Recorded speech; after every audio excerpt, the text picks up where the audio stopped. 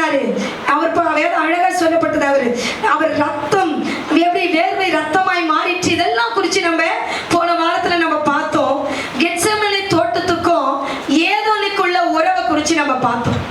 Eden தோட்டத்துக்கும் Gethsemane தோட்டத்துக்குள்ள உறவு சொல்லுங்க பார்க்கலாம், என்னென்ன உறவுன்ட்டு.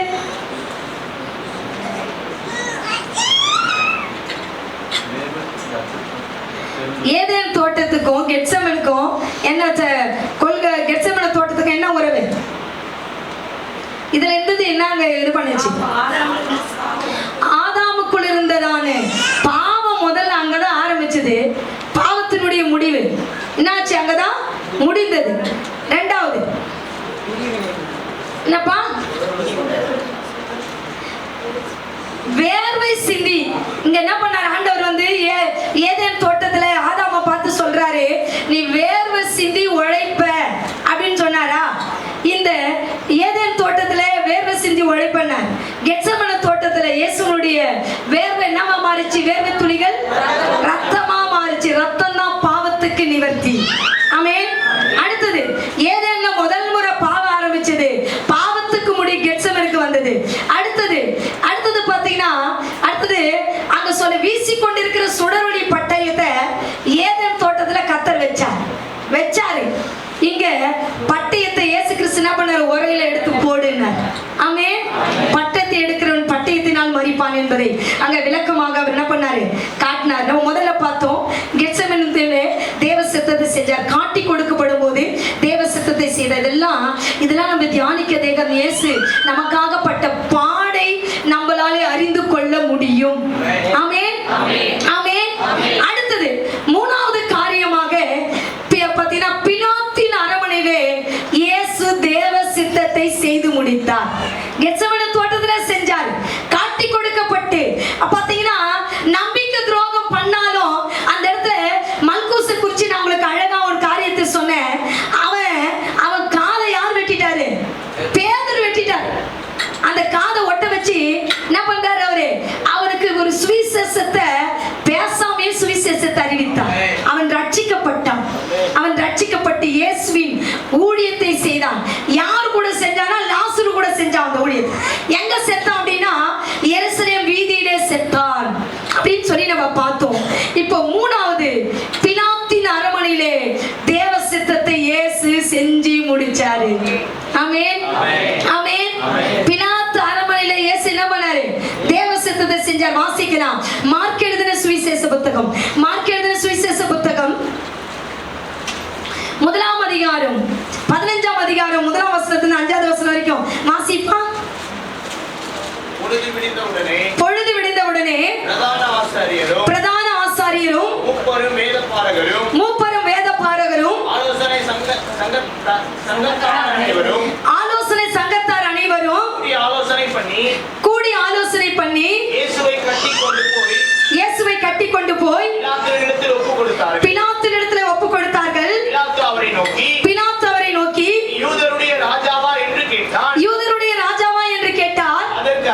அதற்கு அவர் நீ சொல்லுகிறபடிதான் என்றார். பிரதான ஆசாரியர்கள் அவர்கள் மேல் அநேக குற்றங்களை சாட்டினார்கள்.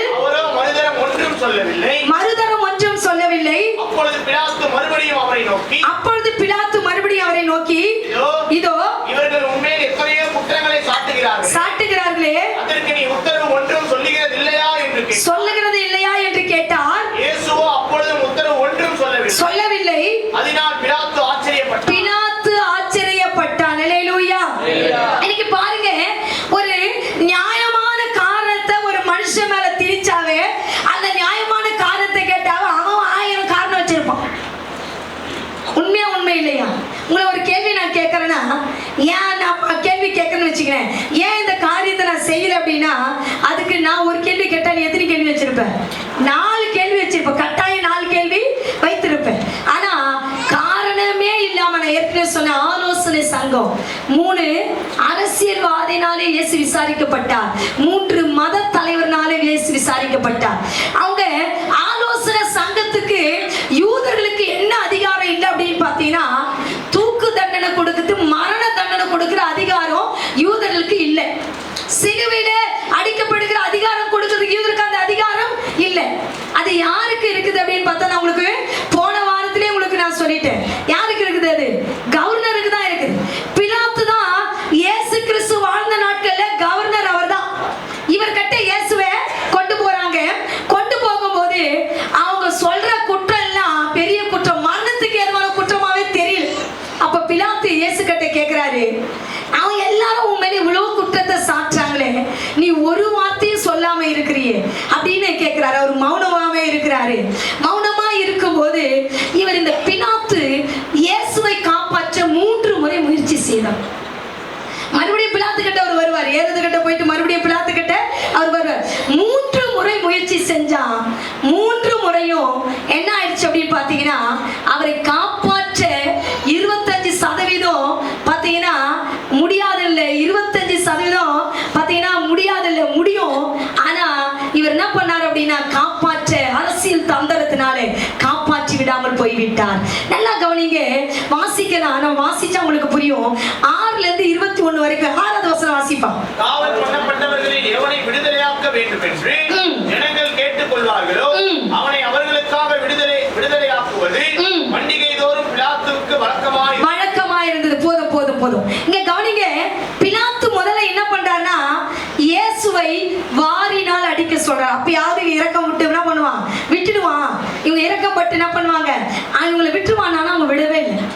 அடுத்தது இவர் என்ன பண்றாரு அப்படின்னா, உன்னுடைய நியாயத்தை சொல்லி கேட்கிறாரு. இவர் நியாயத்தை சொல்லாத அடிக்கப்படுகிற ஆட்டை போல, மயிர் கத்தரிக்கிற ஆட்டை போல அவர் இருந்தார் என்று ஏசாயா ஏற்கனவே முன்பதாக தீர்க்க தரிசனம் உரைத்தார்.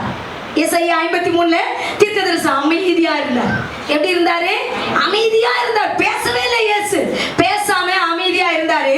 இருக்கும்போது அடுத்தது என்ன நடக்குது அப்படின்னா, இவனுக்கு இறக்கம் வந்துடும் சொல்லிட்டு இப்போ அந்த வருஷத்துக்கு ஒரு முறை ஒருத்தர் என்ன பண்ணா, விடுதலையாக்கணும் அப்படின்னு சொல்லிட்டு, யார விடுதலையாக்க? பரபாசியா? இயேசு கிறிஸ்துவியான்னு கேட்கிற கொலை பாதகன் பரபாசியா? இயேசுவை அவங்க சொல்றாங்க பரபாசை விடுதலையாக்கும். என்ன பண்ணுங்க? இயேசுவை சிறையில் வரும் என்று சத்தமிட்டார்கள். இப்போ பிலாத்துக்கு இன்னொரு காரியம் ஒண்ணு வருது. என்னன்னு பாத்தீங்கன்னா, அவன் மனைவி ஒரு சொப்பனத்தை பார்க்கிறான். என்ன சொப்பனம் அப்படின்னா, அங்க அழகா இருக்கும். அது என்ன சொன்ன நேரம் இல்லை, நேரம் இப்பயே முடிச்சு உங்களுக்கு அழகா சொல்லிடுறேன். மனைவி ஒரு சொப்பனத்தை பார்க்கிறேன். என்ன சொப்பனம்னா, இவர் ஒரு நீதிமான். ராத்திரிலாம் எனக்கு தூக்கம் வரல.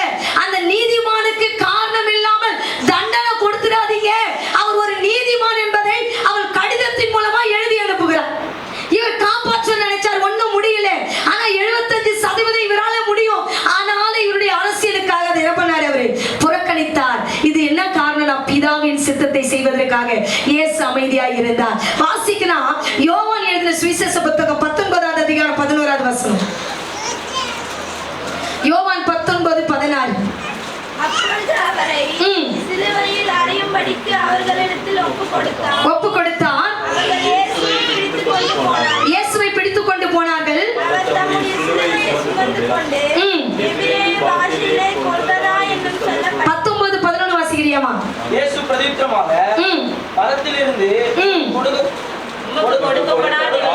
கொடுக்கப்படாதிருந்தால் அதிகாரமும் இல்லை என்றார். அல்லேலூயா. இங்க தெளிவா போட்டிருக்கு. பிலாத்து இயேசுவை பார்த்து கேட்கிறான், நான் நினைச்சா உனக்கு என்ன பண்ணா, சிலுவையில் அறையதுக்கு எனக்கு அதிகாரம் இருக்கு, உங்களுக்கு தெரியுமா அப்படின்னு பிலாத்து அவரை பார்த்து கேட்கிறான் கோவமா. அப்ப இயேசு சொல்றாரு, பரத்திலிருந்து உனக்கு அனுமதி இல்ல, வரலன்னா உன்னால என்ன ஒண்ணும் பண்ண முடியாது. இன்னைக்கு நான் உங்களுக்கு சொல்றேன், இன்னைக்கு ஆண்டவருடைய தேவ பிள்ளைகளா இருக்குது, பரத்திலிருந்து உனக்கு பாத்தீங்கன்னா அனுமதி இல்லை அப்படின்னா, பரத்திலிருந்து உனக்கு உன்னை தண்டிக்கிறதுக்கு, உன்னை நியாயத்திற்கு இந்த உலகத்துல அனுமதி இல்லை அப்படின்னா யாரும் உன்னை ஒண்ணும் பண்ண முடியாது. பிசாசு கூட இயேசு கிட்ட பர்மிஷன் கேட்டுட்டு தான் உன்னை தொடுவான். ஆமென். வியாதி கூட இயேசுவின் பர்மிஷன் தான் உன்னை தொடும். இதுக்கு ஒரு நல்ல எடுத்துக்காட்டு யாரு? யோபு. யோபை பார்த்து ஆண்டவர், பிசாசை பார்த்து ஆண்டவர் கேட்கிறாரு, என் பிள்ளைவால கண் வச்சியான்னு கேட்கிறார். அவன் சொல்றான், தெளிவா சொல்றான் பாரு, என்ன பண்ண, அவனை பார்க்க தான் என்னால முடியும். அவனையும் அவன் வீட்டையும் அவனுடைய பிள்ளைகளையும் எல்லாவற்றையும் வேலை அடிச்சு பாதுகாக்கிறார். உங்களை கர்த்தர் பாதுகாக்கிறார். இயேசு தெள்ள தெளிவா ஒரு சத்தியத்தை உங்களுக்கு சொல்றாரு, பரத்துல இருந்து ஒத்தாசை வந்தாதான். கவனிங்க, எனக்கு இவங்க பிரச்சனையா வந்திருக்காங்க, அவங்க பிரச்சனையா வந்திருக்காங்க, இவங்க நெருக்கம், அவங்க நெருக்கம், எனக்கு இது இல்லை அது இல்லை. ஆண்டவர் உங்க வாழ்க்கையில அனுமதிக்கிறார். மகனே, ஆண்டவர் உங்க வாழ்க்கையில அனுமதிக்கிறார். அவர் ஒத்தாசை இல்லாம, அவருடைய உதவி இல்லாம உன் தலையிலிருந்து ஒரு முடி கூட கொட்டாது. இயேசு தெளிவா சொல்றாரு பிலாத்தை பார்த்து, உனக்கு மரணம் கொடுக்கிற அதிகாரம் உங்ககிட்ட இருக்கலாம், அரசியல்வாதியா கூட நீ இருக்கலாம், அதை பத்தி எனக்கு கவலை இல்லை. ஒன்னே ஒண்ணு நான் உனக்கு சொல்லி கொடுக்கிறேன், பரத்திலிருந்து வரணும், பரத்திலிருந்து வரணும். இன்னைக்கு ஆண்டவர் சொல்றாரு, பரத்திலிருந்து உனக்கு ஒத்தாசை வரும்படியாக. அதனால சங்கீதக்காரனாகிய தாவீது தன்னுடைய வாழ்க்கையில அவன் பர்வதத்தினுடைய அனுபவத்தை அவன் அறிந்திருந்தான். அதான் கேட்கிறான், அவனுக்கு ஒத்தாசை வரும் பர்வதத்தை நோக்கி நான் பார்க்கிறேன், வானத்தையும் பூமியும் படைத்த கர்த்தரிடத்திலிருந்து எனக்கு ஒத்தாசை புறப்பட்டு புறப்பட்டு புறப்பட்டு வந்துகிட்டே இருக்கும், வந்துகிட்டே இருக்கும். ஒரு ஆமென் சொல்லிடுங்களேன். அதனால இங்க பாக்குறோம், பிலாத்து வீட்டில இயேசு அமைதியா இருக்கிறதுக்கு காரணமே என்னன்னு பாத்தீங்க அப்படின்னா, என்னன்னா ஒரே ஒரு காரணம், பிதாவின் சித்தத்தை செய்வதற்காக இயேசு அமைதியா இருந்தார். ஆமென், ஆமென். அவன் காப்பாற்றணும் முயற்சி பண்ணாலும் பிதாவின் சித்தத்தை செய்வதற்காக இயேசு அமைதியாக நின்று கொண்டிருந்தார். அடுத்தது குறித்து நம்ம பார்க்க போறோம். அடுத்தது 4வது காரியம். 4வது, ஏரோதின் அரண்மனையிலே இயேசு பிதாவின் சித்தத்தை செய்தார். ஏரோதின் அரண்மனையிலே இயேசு பிலாத்தின் சித்தத்தை செய்தார். வாசிங்க லூக்கா எழுதின சுவிசேஷ புத்தகம் 22ஆம் அதிகாரத்தை எடுத்துங்கப்பா. 22ல 8, 11, 12. அப்பொழுது அவர் பேதுருவையும் யோவானையும் அழைத்து பஸ்காவை புசிக்கும்படிக்கு நீங்கள் போய் அதை நமக்கு ஆயத்தம் பண்ணுங்கள் என்றார். அவர்கள், நாங்கள் அதை எங்கே ஆயத்தம் பண்ணும்படி சித்தமாய் இருக்கிறீர் என்று கேட்டார்கள். அதற்கு அவர், நீங்கள் நகரத்தில் பிரவேசிக்கும் பொழுது தண்ணீர் குடம் சுமக்கிறவரும் ஒரு மனிதன் இல்லப்பா 23 வாசிங்க. 23 8 23:8. ஏரோது இயேசு கிறிஸ்துவை குறித்து கேள்விப்பட்டிருந்ததினாலும் அவரால் செய்யப்படும் அடையாளத்தை பார்க்க வேண்டும் என்று விரும்பினதினாலும் அவரை காணும்படி வெகு நாளாய் ஆசை கொண்டிருந்தான். அந்தபடி அவங்க கண்டபோது மிகவும் சந்தோஷப்பட்டு அநேக காரியங்களை குறித்து அவரிடத்தில் வினாவினார். அவர் மறுமொழியாக ஒன்றும் சொல்லவில்லை. பிரதான ஆசாரியரும் வேதபாரகரும் அவர் மேல் பிடிவாதமாய் குற்றம் சாட்டிக் கொண்டே நின்றார்கள். அப்பொழுது ஏரோது தன் போர்ச்சேவகரோடு கூட அவரை நிந்தித்து பரியாசம் பண்ணி மினுக்கான வஸ்திரத்தை உடுத்தி அவரை திரும்ப பிலாத்தினிடத்திற்கு அனுப்பினான். நல்லா கவனிக்கணும். இங்க ஒரு காரியத்தை இங்க போட்டிருக்குது. என்னன்னு பாத்தீங்கன்னா, இந்த ஏரோது ராஜா இயேசுவை குறித்து கேள்விப்பட்டிருக்கிறான். இவர் செஞ்ச அற்புதம் அடையாளம் எல்லாத்தையும் கேள்விப்பட்டிருக்கிறான். நல்லா நீங்க கவனிக்கணும், என்ன அதிசயத்தை அவன் கேள்விப்பட்டானா. லூக்கா எடுத்துங்களேன். லூக்கா 8ஆம் அதிகாரம் 3வது வசனம். ஏரோதின் காரியக்காரனான ஊசாவின் மனைவியாகிய யோவானாலும் சூசானானாலும் தங்கள் ஆஸ்திகளில் அவருக்கு ஊழியம் செய்து கொண்டு வந்த மற்ற அநேக ஸ்திரீகளும் அவருடனே இருந்தார்கள். சரி, போதும். இப்ப யோவானுக்கு வாங்க. யோவான் 4ஆம் அதிகாரம் 46வது வசனம் வாசிங்க. 46, 47 வாசிங்க.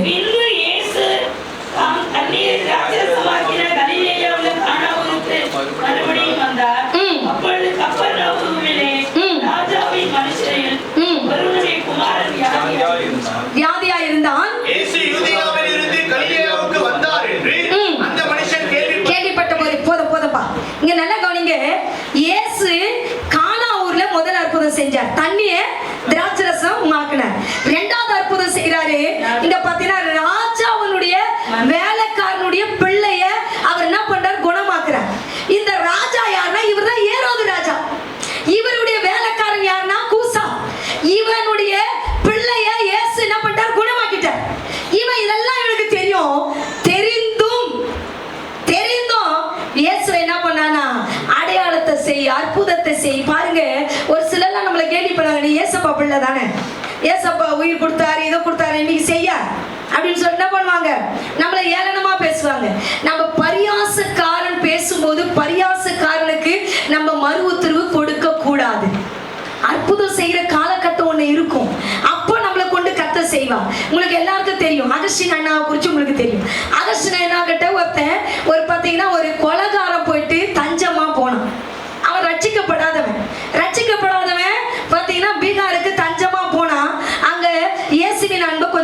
தெரிஞ்சுக்கிட்டான். காட்டுவாசி மத்தியில ஊழியம் செய்ய போனாங்க. போனா அங்க இருக்கிறவங்க எல்லாரும் என்ன பண்ணிட்டாங்கன்னா இவனை பிடிச்சிட்டாங்க. நிறைய பேர் போயிட்டாங்க, தப்பிச்சிட்டாங்க. அவங்க சொன்னாங்க, உங்க இயேசு உண்மையான தெய்வனா? ரொம்ப வருஷமா படுத்து படுக்க ஒருத்தன் கட்டில கிடக்குறான், சாவ கிடக்குறான், இவனை உயிரோடு எழுப்பிடு அப்படின்னு சொல்லிட்டு யாரை கேட்கிறாங்க? கொலகாரன் இப்பதான் இயேசுவை ஏற்றுக்கொண்டிருக்கிறான். இப்பதான் இயேசு அன்பு தெரியும் இவருக்கா. நீ உயிரோடு கூட எழுப்பாத, இந்த இடத்த விட்டு போன உன்னை கொண்டுடுவேன் பயந்துட்டு இவருக்கு என்ன பண்றதுனே தெரியலையா. அப்ப என்ன பண்ணிருக்காரு இவரு? பக்கத்துல என்ன பண்ண, நிறைய தண்ணி பிடிச்சி குடம் வச்சிருந்தாங்க. உடனே என்ன பண்ணிக்கிறார்? ஒரு குடத்தை தூக்கி இயேசுவின் ரத்தம், இயேசுவின் நாமத்தினால உன் மேல ஊத்துற எழுந்திருந்தாரா. அவர் அந்த தண்ணியை ஊத்திட்டு இயேசுவின் நாமத்துல எழுந்திருந்தா படுத்திருந்தோம், எழுந்து உட்கார்ந்துட்டானா. ஒரு கை தட்டுறீங்க. இயேசு நல்லவர். ஹல்லேலூயா, ஹல்லேலூயா. நல்லா கவனிங்க. இயேசு கரெக்டான இடத்துல உன்னை கொண்டு அற்புதம் செய்வார். அவரால முடியும். இங்க ஏளனம் பண்றாங்க. ஏரோது அரண்மனையிலே இயேசு மினுக்கு வஸ்திரத்தை போட்டு அவர் அவமானமும் நிந்தையும் உட்படுத்துறாங்க. இயேசு நினைச்சிருந்தா ஒரு வார்த்தையில அவங்களை அடக்கி இருக்க முடியும், தன்னுடைய வல்லமையை காண்பிச்சிருக்க முடியும். பிதாவின் சித்தத்தை செய்வதற்காக இயேசு அமைதியாக நின்றார். இயேசு பட்ட பாடெல்லாம் கொஞ்ச நஞ்சம் இல்லைங்க. இயேசு பட்ட பாடு கொஞ்ச நஞ்சம் இல்லை. அவர் பட்ட பாடுக்கு அளவே இல்லை. இன்னைக்கு நம்மளை எதை ஒன்னாலும் சொன்னா நம்ம தாங்க, நம்முடைய தன்மானத்தை குறிச்சு பேசினா நமக்குள்ள வரும் ஒரு கோபம். இயேசு நமக்காக தன்மானத்தையே விட்டு கொடுத்தார். தன்மானத்தை விட்டு கொடுத்தார். ஒரு மனுஷன் நிர்வாணம் ஆவறது அவ்வளவு ஒரு காரியம். இயேசு நம்ம எல்லாம் நீங்க எல்லாம் பாக்குறீங்க. இயேசுடைய படத்தை ஒரு வீட்டுல ஒண்ணு வித்தியாசமா இருக்கும். அதெல்லாம் படலைங்க. உண்மையான ஒரு சத்தியம், உண்மையான வேதவசனா, உனக்காக இயேசு எனக்காக நிர்வாணமானார். நிர்வாணமானார், அவர் தொங்கப்பட்டார். இயேசு பட்ட பாடு கொஞ்சம் நஞ்சம் இல்லை. இயேசு பட்ட பாட நினைச்சினா உன்னுடைய கௌரவம், உன்னுடைய பாத்தீங்கன்னா உன்னுடைய பிரஸ்டீஜ், இது எல்லாத்தையும் இயேசுக்காக இழப்ப அந்த கிருபையை கர்த்தர் உனக்கு செய்வார். கடவுளுக்காக ஏதாவது செய்யணுன்ற ஒரு எண்ணம் உங்களுக்குள்ளே வரும். மினுக்கு வஸ்திரம் போட்டு அவரை கேலி பண்றாங்க, கண்ணத்தை அடிச்சுட்டு யார் அடிச்சா சொன்னிட்டு எவ்வளவு ஒரு அவமானம், வேதனை. அந்த கேடு அடைந்தார் இயேசு, அந்த கேடு அடைந்தார். பாடுபட்டார், வேர்வை ரத்தமாய் வந்தது. அப்படின்னா அவருக்கு எவ்வளவு, இதெல்லாம் ஒரு ராத்திரியெல்லாம் நடக்குது, ராத்திரியெல்லாம் நடக்குதுங்க. அவரு கொல்கத்தாவுக்கு பார்த்தீங்கன்னா கெட்செமனேக்கு வரதுக்கு முன்னாடி தான் சாப்பிட்டார். அதுக்கப்புறம் சாப்பிடல. இப்போ கொஞ்சம் நீங்க எங்க கூட நீங்க பாத்தீங்கன்னா இப்ப வெயில் காலம் வந்துருது, நீங்க ரொம்ப டயர்ட் ஆயிடுவீங்க. வேர்வை வந்துருச்சுனாவே நமக்குள்ள இருக்கிற அந்த ரத்தம், அந்த தண்ணீர் வெளியே வந்துட்டாவே என்ன ஆயிடும்னா நம்ம ரொம்ப டயர்ட் ஆயிடுவோம். இயேசு அவருடைய வேர்வை சிந்தி சிந்தி சிந்தி அந்த வேர்வத்தின் தூரத்தின் வழியாக ரத்தமே வந்துருச்சு, ரத்தமே வந்துருச்சு. அவர் எவ்வளவு டயர்டா இருப்பார், எவ்வளவு கஷ்டப்படுவார், எவ்வளவு பாரப்படுவார், எவ்வளவு வேதனைப்படுவார். அந்த வேதனையில ராம் முழுவதும் விசாரிக்கப்பட்டார். அங்க கேலி பண்றாங்க, கன்னத்துல அடிக்கிறாங்க, எல்லாமே பண்றாங்க. இயேசு நமக்காக, உனக்காக, எனக்காக அந்த கேடு அடைந்தார், பாடுபட்டார், கஷ்டப்பட்டார். அதனாலதான் நிறைய பேர் சொல்லுவாங்க சிலுவை தியானம் என்பது ஒரு ஒரு பாரம்பரியம். இது வேதத்துல உண்மை பாருங்க, வேதத்துல இல்லாத ஒரு சம்பவத்தை நாங்க எதுவுமே பிரசங்கிக்கிறோம். இது வேதத்துல போட்டிருக்குதா இல்லையா? போட்டிருக்கதான். நம்ம ஒரு நாள் சிலுவையின் பாடை தியானிக்க வேண்டும். சிலுவையின் பாடை என்ன பண்ணணும்? நம்ம தியானிக்கிறவங்களா மாறணும். அதை நினைச்சா நம்ம எல்லாத்தையும் தூக்கி போட்டுருவோம். கடவுளுக்காக ஏதாவது ஒரு செய்யணும்ன்ற எண்ணம் உங்களுக்கு கட்டாயம் வரும். தேவ பிள்ளைகளே, கட்டாயம் வரும். அவமானப்பட்டார், பாடுபட்டார், கஷ்டப்பட்டார், நிந்திக்கப்பட்டார். 2 அரண்மனையிலையும் அவர் விசாரிக்கப்பட்டு மறுபடியும் பிலாத்து கட்ட போறார். ஏன்னா ஏரோது என்ன பண்ண முடியாது, யூதனை விசாரிக்கிற அதிகாரம் அவனுக்கு இல்லை. மறுபடியும் பிலாத்து கட்ட போறாரு. அங்க போயிட்டு நம்ம கூட ஒரு பாட்டு பாடுவோம். அந்த பிலாத்தோ கையை கழுவி ஆண்டவரை அனுப்புகிறார். அந்த பிலாத்தோ கையை கழுவி ஆண்டவரை அனுப்புகிறார்.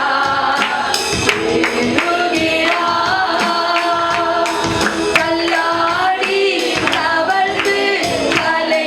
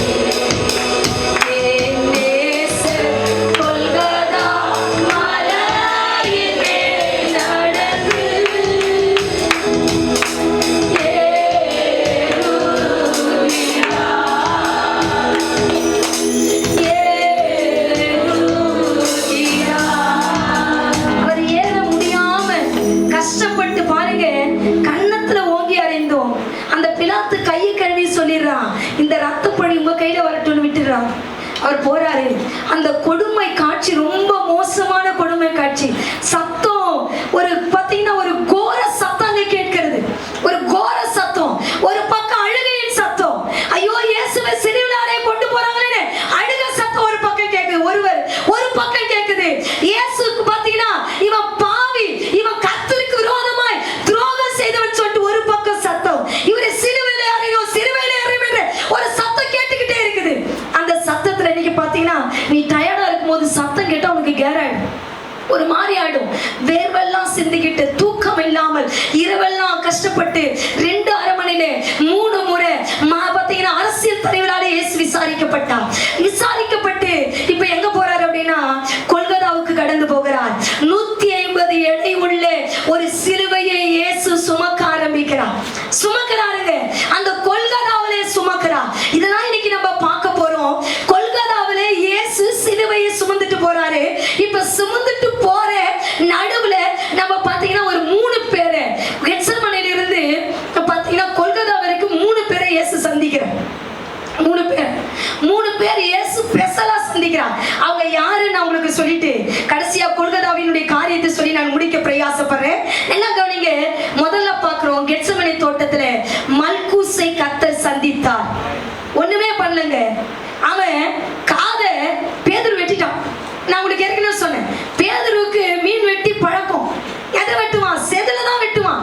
வெட்டிட்டான் காதை. வெட்டி அது பழக்கம் ஆயிடுச்சு அவனுக்கு. வெட்டிட்டான். ஆனா இயேசு அந்த காதை அவனுக்கு ஒட்ட வைத்தார். ஒட்ட வச்சுட்டார். ஒரு பிரசங்கமும் செய்யல, ஒண்ணுமே பண்ணல. கை அவன் வாழ்க்கையில இயேசுவின் கை அவன் மேல பட்ட உடனே மல்கூசு தேவனுக்காக ஊழியம் செஞ்சான். எப்படி தெரியுமாங்க ஊழியம் செஞ்சான்? ரத்த சாட்சியா ஊழியம் செஞ்சான். இன்னைக்கு இயேசு உனக்கு ஜீவனை கொடுத்திருக்கிறார், உனக்கு ரட்சிப்பை கொடுத்திருக்கிறார், பிசாசிலிருந்து விடுதலை கொடுத்திருக்கிறார், பாவத்துல வியாதியில மரணப்படுக்கையில இருந்து உனக்கு ஆண்டவர் இன்னைக்கு உயிர் கொடுத்து திரும்ப வாழ்க்கையை கொடுத்திருக்கிறார். இவ்வளவு கொடுத்து இயேசுக்கா நீ என்ன செய்யற? ஒண்ணுமே செய்யல. மல்கூசுக்கு பெரிய பிரசங்கம் பண்ணாரா இயேசு? பண்ணலங்க.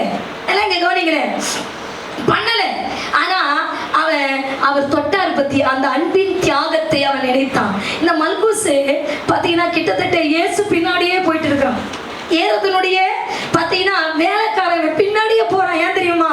இந்த இயேசு படுகிற பாடை அவன் பார்த்தான். பாடுபட்டு இன்னைக்கு இயேசுவை தன்னுடைய வாழ்க்கையில சொந்த ரட்சகரா ஏற்றுக்கொண்டான். நீங்க எல்லாம் சொந்த ரட்சகரா இயேசுவை ஏத்துட்டு இருக்கிறீங்க. நான் இல்லைன்னு சொல்லல. ஆனா இயேசுக்கா என்ன செய்யற? ஒருத்தன் பாத்தீங்கன்னா கள்ளன். அவன் எஜமானனுக்கு துரோகம் செஞ்சு எஜமானுடைய சட்டத்தை மீறி இயேசுவை ஏற்றுக்கொண்டு ஊழியம் செஞ்சான். இன்னைக்கு உனக்கு அப்படி தடையெல்லாம் இல்லையே. நீ இயேசுக்காக என்ன செய்து கொண்டிருக்கிறார்? உன்னை ஆராய்ந்து பார். 2வது இவர் ஒரு மனுஷனை சந்திக்கிறார். நமக்கு எல்லாருக்கும் தெரிஞ்ச ஒரு நபர். யாரு? மறுதலிச்ச பேதுருவை கர்த்தர் சந்திக்கிறார். அழகா போட்டிருக்குது வேதத்துல. நீங்க பாத்தீங்கன்னா பேதுருவை நேரில் உங்களுக்கு அழகா நான் உங்களுக்கு சொல்லிடுறேன். பேதுரு இயேசுவை 3 முறை மறுதலிக்கிறார். சபிக்கவும் சத்தியம் பண்ணவும் தொடங்குறான். நிறைய பிள்ளைங்க வாழ்க்கையில என்ன தெரியுமாங்க, நம்ம எல்லாம் ஆண்டவருக்காக வாழறோம், ஊழியம் செய்யறோம், பாடுபடுறோம், கஷ்டப்படுறோம், எல்லாத்தையும் நம்ம செய்யறோங்க. ஆனா பாடு வரும்போது கர்த்தரை விட்டுட்டு ஓடி போயிடும்.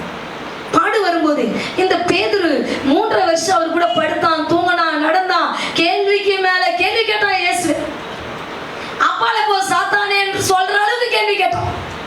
அவ்வளவு கேள்வி கேட்டோம். இவன் என்ன பண்ணான்? 3 முறை இயேசு மறுதலிச்சான். அழகா போட்டிருக்கோம் லூக்காவிலே. இயேசு திரும்பி பார்த்தார். பார்வை ஒரு மனுஷனுக்குள்ளே மனம் உடைந்து கர்த்தருக்காக வாழ வைத்தது. ஒரு ஆமென் சொல்லிடுங்களே. அல்லேலூயா. திரும்பி இயேசு பேசலங்க. பேதுரு 3வது முறை மறுதலிச்ச உடனே இயேசு என்ன பண்ணார் தெரியுமா? இயேசு அவனை ஒரே ஒரு பார்வை பார்த்தார். ஒரு சிலர்லாம் பார்த்தாவே கண்டுபிடிச்சிடுவாங்க. பார்த்த உடனே அழகா போட்டுக்குதுங்க வேதம். கத்தி மனக்கசந்து அழுதான்.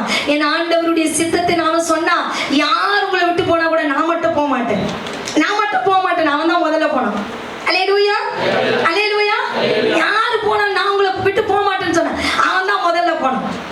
இப்படி சொல்றவங்க நிறைய பேர் போயிட்டு நான் பார்த்திருக்கேன். அவங்களாம் நான் சொல்ல விரும்பலைங்க. என்ன பண்ண, எப்படி நான் போவே மாட்டேன் மாட்டினவங்க எத்தனையோ பேர் என்ன பண்ணியிருக்காங்க, போயிருக்கிறாங்க. நான் இங்க வேதம் சொல்லப்பட்டிருக்குது, மனுஷனுக்காக நிற்காமல் சத்தியத்துக்காக நிற்கிற விசுவாசிகளா நீங்கள் மாற வேண்டும். ஆண்டவர் அவன் பார்வையில ரட்சிக்கப்பட்டார். மூன்றாவது ஒரு மனுஷன் நம்ம பார்க்க போகிறோம். நம்ம வாசிச்சு நம்ம என்ன பண்ண போறோம், நம்ம இதை முடிக்க போகிறோம். வாசிக்கலாம். மத்திய எழுது மார்க் எழுதின சுவிசேஷ புத்தகம் 15ஆம் அதிகாரம் 21வது வசனம் வாசிக்கப்பா. சிரேனே ஊரானும் அலெக்சாந்தரும் கூக்கும் தகப்பனும் ஆகிய சீமோன் என்னப்பட்ட ஒருவன் நாட்டிலிருந்து அவ்வழியே வருகையில் அவருடைய சிலுவையை சுமக்கும்படிக்கு அவனை பலவந்தம் பண்ணினார்கள். கபாலஸ்தலம் என்றும் என்று அர்த்தம் கொள்கதா என்னும் இடத்துக்கு அவரை கொண்டு போய் வெள்ளம் போலம் சார்ந்த திராட்சரசத்தை அவருக்கு குடிக்க கொடுத்தார்கள். போதீங்க, இங்க பாக்குறோம் சீரேனா ஊராகிய சீமோனை குறித்து இங்க சொல்லப்பட்டிருக்குது. இவன் இயேசு பின்னாடி ஒரு கோடிக்கு லட்சக்கணக்கான ஜனம் போயிட்டு இருக்காங்க. என்னதான் இவன் பாத்தீங்கன்னா ஒரு இடத்துல கும்பலா இருந்தா நம்மளுக்கு நம்ம வண்டியை கூட விட்டுட்டு அங்க என்ன நடக்குதுன்னு போய் பார்த்துட்டு வரும். என்ன நடக்குதுன்னு பார்த்துட்டு வருவோம். ஆக்சிடென்ட் நடந்துச்சுன்னா போயிட்டு எல்லாரும் பார்த்தா என்ன பண்ணுவோம், நம்மளும் போய் பார்ப்போம். ஒரு சிலர் கண்ணை முடிப்பாங்க, ஐயோ எனக்கு வேணான்ட்டு. எனக்கு கூட பார்த்தா ரொம்ப பயம். என்ன பண்ணோம் பார்ப்போம். இவன் என்ன பண்றாரு, இயேசு பின்னாடியே போறான். என்னதான் இவருக்கு ஒரு பக்கம் அழறாங்களே, ஒரு பக்கம் இவரை தூசிக்கிறாங்களே, ஒரு பக்கம் பின்னாடியே தேம்பி ஒரு சில பெண்கள் அழுதுட்டே போறாங்க. இப்படி இருக்கும்போது இவன் மேல என்ன பண்ணிட்டாங்க அப்படின்னா, அந்த அடுத்த புத்தகத்துல நீங்க படிச்சுனா இருக்கும், சிலுவையை தூக்கி வச்சுட்டாங்க. இயேசுவால் என்ன பண்றாரு, அதான் ஒரு பாட்டு, தடுமாறும் கால்களை கண்டே கண்கள் குலமாய் போனதையா, தடுமாறும் கால்களை கண்டே கண்கள் குலமாய் போனதையா, குருதி சிந்தி பாடுபட்டும் மறுதளிக்கவில்லை, மரணம் சூழ்ந்த நேரத்தில் விட்டு கொடுக்கவில்லை, குருதி சிந்தி பாடுபட்டும் மறுதளிக்கவில்லை, மரணம் சூழ்ந்த நேரத்தில் விட்டு கொடுக்கவில்லை. என்னை யோசித்தீரே, என்னை நேசித்தீரே, என்னை யோசித்தீரே, என்னை நேசித்தீரே, எனக்காக ஜீவன் தந்தீரே, எனக்காக ஜீவன் தந்தீரே.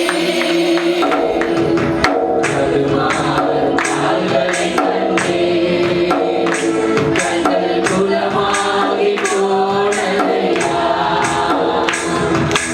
தடுமாறும் கால்களை கண்டே கண்கள் குலமாகி போனதையா, பாரமான சிலுவையை இறக்கி வைக்கவில்லை, கூர்மையான ஆணியை புறக்கணிக்கவில்லை, இயேசுப்பட்ட பாடு பாரமான சிலுவையை இறக்கி வைக்கவில்லை, உண்மையான கூர்மையான ஆணியை புறக்கணிக்கவில்லை.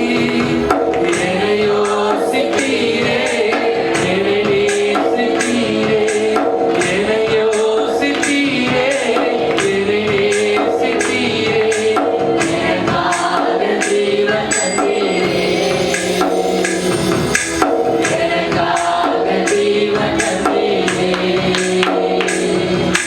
தடுமாறும் கால்களை கண்டே கண்கள் குலமாகி போனதையா, தடுமாறும் கால்களை கண்டே கண்கள் குலமாகி போனதையா. அல்லேலூயா.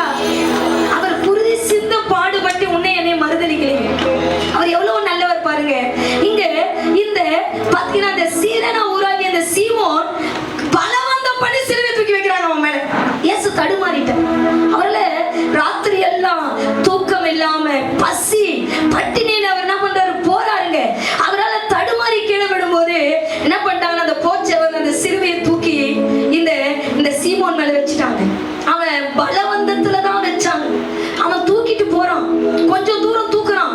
அந்த வெயிட் தாங்க முடியல, 150 கிலோ வெயிட் தாங்கவே முடியாத ஒரு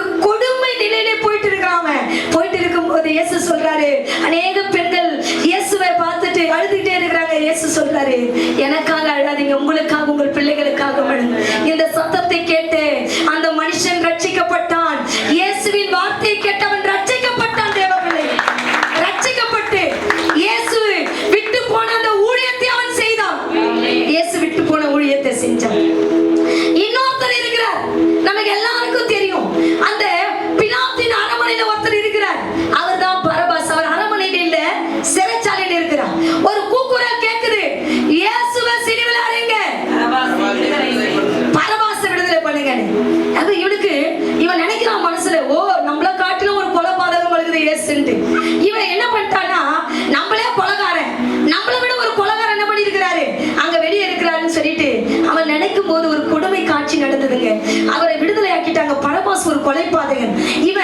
இவன் இருக்க வேண்டிய இடத்துல இயேசு இருந்தார். இவன் தான் சிலுவையில் அறியப்பட்டான். அந்த இடத்துக்கு யார் போயிட்டாரு? இயேசு போயிட்டான். அவன் பார்க்கறான், இந்த இயேசு எப்படி இருப்பாரு? கருப்பா இருப்பாரா, வெள்ளையா இருப்பாரா, இல்ல இவர் என்னதான் கொலை பண்ணாரு, என்னதான் பண்ணாரு, இவரை பார்க்கறதுக்கு பின்னாடி போனா பாருங்க. அந்த கொல்கதாவிலே இயேசு பட்ட பாடை அவன் நினைத்தான். ஒரே ஒரு வார்த்தை, பிதாவே இவர்களை மன்னியும் என்கிற ஒரு அந்த வார்த்தையை கேட்ட உடனே பரபாஸ் இயேசுவுக்காக தன்னை அர்ப்பணித்து ஊழியம் செய்தான். அல்லேலூயா. நான் 4 நபர் உங்க கிட்ட நான் காட்டினேன். இவங்க எல்லாம் இயேசு பின்னாடி போனவங்க கிடையாது. ஒருத்தர் மட்டும் தான் இயேசு பின்னாடி போனார். ஒருத்தன் மல்குஸ். இவன் என்ன பண்ணானா, காதத்தை ஒட்ட வச்சு அவருடைய கரத்தை பார்த்து ரட்சிக்கப்பட்டான். பேதுரு அவர் பார்வையை பார்த்து மனம் திரும்பினான். அடுத்தது இங்க சொல்லப்பட்டிருக்குது, இந்த சீரேனா ஊராகிய இந்த சீமோன் பாத்தீங்கன்னா மத்தவங்களுக்கா இயேசு படுகிற அந்த வார்த்தையை கேட்டு வார்த்தையின் மூலமா ரட்சிக்கப்பட்டார். இங்க பார்க்கிற பரபாஸ் சிலுவையை பார்த்து ரட்சிக்கப்பட்டான். உனக்கு ஒவ்வொரு வாரமும் தேவ செய்தி வருகிறதே, நீ இயேசுவுக்காக என்ன செய்து கொண்டிருக்கிறார் மகனே மகளே? இன்னைக்கு உங்களை அர்ப்பணிக்கணும் ஆண்டவருக்காக. உங்களை அர்ப்பணிக்கும் போது கர்த்தர் பெரிய காரியங்களை உங்க வாழ்க்கையில செய்ய வல்லவராய் இருக்கிறார். கடைசியா நம்ம ஒரு காரியத்தை பார்த்து முடிக்க போகிறோம். கடைசியா பாத்தீங்கன்னா கொல்கதாவுக்கு இயேசு வந்துட்டார். இவ்வளவோ எங்க நடக்குதுன்னா வழியில நடந்துட்டு இருக்குது. இப்ப கொல்கதாவிலே பிதாவின் சித்தத்தை இயேசு செய்து முடித்தார். வாசிக்கலாம் 22வது வசனம் வாசிப்பான். 15:22.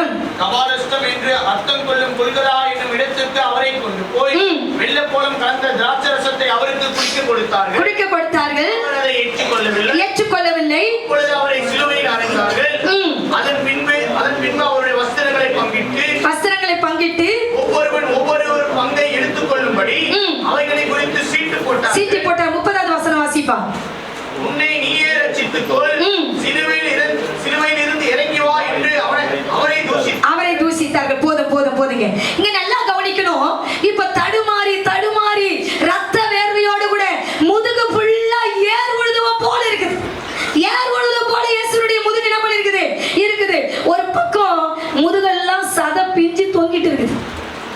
கொத்துக்கறி மாதிரி ஆகி போச்சு இயேசுடைய அந்த முதுகு. ஒரு பக்கம் வலி, வெயில், இப்படி கொடுமையிலே இயேசு சிலுவை சுமந்து கடைசியாக வந்துட்டாரு. அவர் கொல்கதாவுக்கு வந்துட்டார். கபாலாசனம். இங்க பாத்தீங்கன்னா இந்த கொல்கதாவுல நிறைய மண்டை ஓடு இருக்கும். ஏன் மண்டை ஓடு இருக்குன்னா, அங்கதான் சிலுவையில் என்ன பண்ணுவாங்க, பாவம் செய்யறவங்கள தண்டனை என்ன பண்ணுவாங்க, அங்கதான் கொடுப்பாங்க. இப்படிப்பட்ட சூழ்நிலையிலே என்ன நடக்குது அப்படின்னு பாத்தீங்கன்னா, இந்த கொல்கதாவுக்கு இயேசு வருகிறார். வந்து அவரை சிலுவையில் அறையிறதுக்கு ஒப்பு கொடுக்குறாங்க. இது எங்க இருக்குது பாத்தீங்கன்னா, எருசலேம் நகரத்துக்கு பக்கத்துல தான் இந்த கொல்கதா இருக்குது. இந்த கொல்கதாவுக்கு யார் போய் சிலுவையில் அறைஞ்சாலும் முதல்ல என்ன கொடுப்பாங்கன்னா, கசப்பான காடியை தான் கொடுப்பாங்க. அது பாத்தீங்கன்னா ஒரு மயக்க நிலையை கொண்டு வரும். ஏன்னா சிலுவையில் அறைறது ரொம்ப கொடுமை. அந்த கொடுமையை தாங்கிறதுக்கு மயக்க நிலை வரணும். இப்ப பாத்தீங்கன்னா நிறைய பேர் குடிப்பாங்க, துக்கம் மாறுறதுக்கு, வலி இருக்கக்கூடாதுன்னு குடிப்பாங்க. அது மாதிரி ஒரு மயக்க மருந்து என்ன பண்ணா, அந்த பானம் தான் இது. இதை இயேசுக்கு கொடுக்க வந்தாங்க. இயேசு குடிக்கலன்னா எல்லா வலி வேதனைகளையும் உனக்காக எனக்காக ஏற்றுக்கொள்ள இயேசு சிலுவையிலே அந்த கொல்கதாவிலே அது எல்லாவற்றையும் ஏற்றுக்கொண்டார். எல்லா வலி வேதனைகளையும். இது நடந்தது. அடுத்தது கொல்கதாவில நீங்க பாத்தீங்கன்னா கரெக்டா இயேசு எத்தனை மணிக்கு போனார்னா 9 மணிக்கு போனார். 9 மணிக்கு போனாரு. 6 மணி நேரம் கொல்கதாவில் ஒரு பாத்தீங்கன்னா ஒரு டாக்டர் விஞ்ஞானி எல்லாம் சொல்ற ஒரு காரியம், ஒரு பெண் கர்ப்பவதியா இருந்து பிரசவம் வலி எப்போ ரொம்ப ஹெவியா இருக்கும் அப்படின்னு பாத்தீங்கன்னா 6 மணி நேரம் அவங்க அதிகமா பாரப்படுவாங்க. நல்லா வேலை செய்யணும். 6 மணி நேரம் அந்த வலி அவங்களுக்கு தொடர்ந்து இருக்கும். அது மாதிரி இயேசு கொல்கதாவிலே 6 மணி நேரம் கர்ப்ப வேதனைப்பட்டார். எப்படிப்பட்ட கர்ப்ப வேதனை? ரத்த போக்கோடு கர்ப்ப வேதனைப்பட்ட ரத்த போக்கோடு 6 மணி நேரத்துல கடைசி சொட்டு ரத்தம் வரைக்கும் இயேசுக்கு வந்துடுச்சு. அவ்வளவா இயேசு ஒரு பாத்தீங்கன்னா ஒரு தாயை போல உன்னை என்னையோ சிலுவையிலே கொல்கதாவிலே பெற்றெடுப்பதற்காக 6 மணி நேரம் பிரசவ வேதனைப்பட்டார். இயேசு பிரசவ வேதனைப்பட்டு உன்னை என்னை இயேசு சிலுவையிலே பெற்றெடுத்தார். அல்லேலூயா. பெற்றெடுத்தார்கள். அந்த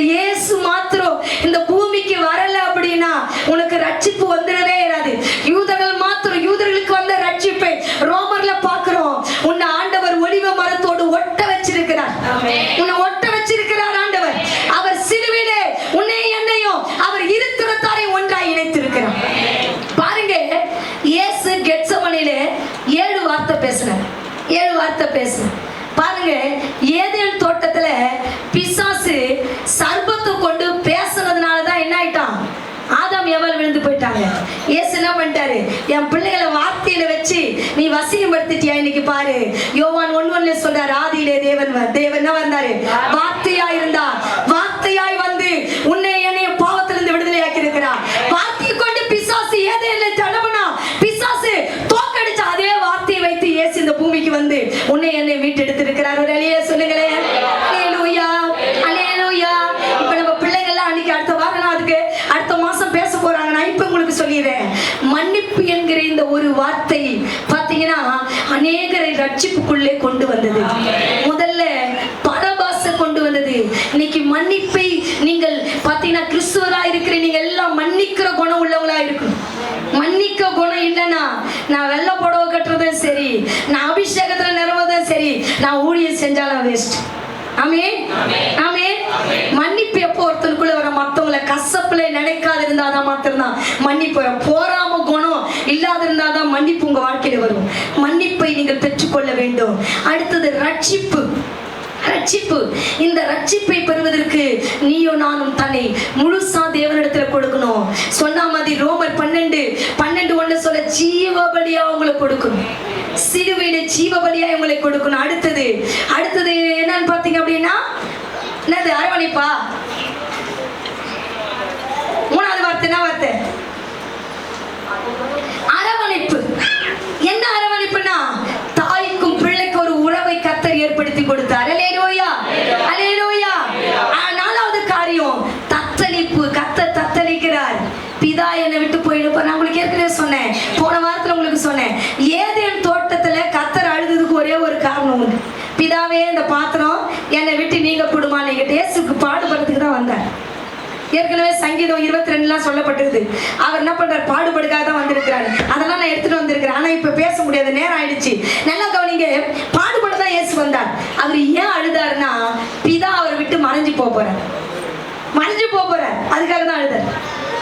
அதுக்காக தான் என்ன பண்ணாரு, பிதா தன்னை விட்டு போறதுக்காக அழறாரு.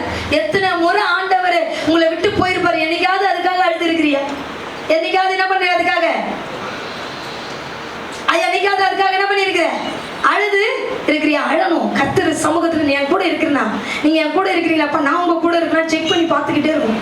செக் பண்ணி பார்த்துக்கிட்டே இருக்கு. எனக்கு இந்த புத்தி அதிகமா இருக்கும்.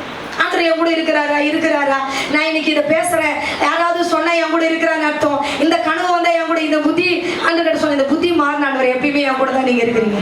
நீங்க செக் பண்ணுங்கன்னா அந்த நிலைக்கு நீங்க வந்துட்டீங்கன்னா நீங்க செக் பண்ண தேவை. உங்களை பார்த்து பரிசோதித்து கொண்டே இருக்கும். என் குணம் கடவுளுக்கு பிரியமா இருக்குதா? நான் இன்னைக்கு கோவப்பட்டேனா? நான் சரியா தான் கோவப்பட்டேனா?